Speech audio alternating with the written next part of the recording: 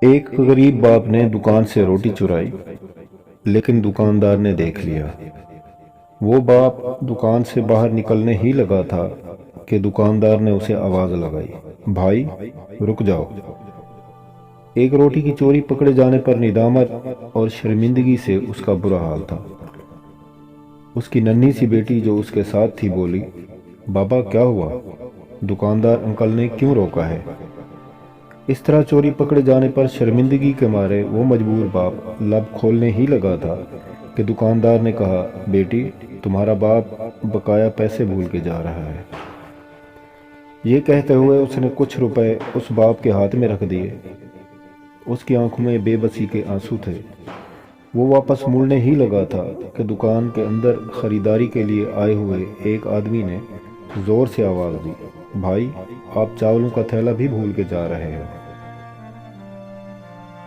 اگر آپ لوگوں کا پردہ رکھتے ہوئے کسی کی مدد کریں گے تو بروز قیامت اللہ بھی آپ کا پردہ رکھتے ہوئے اپنا کرم فرمائے گا۔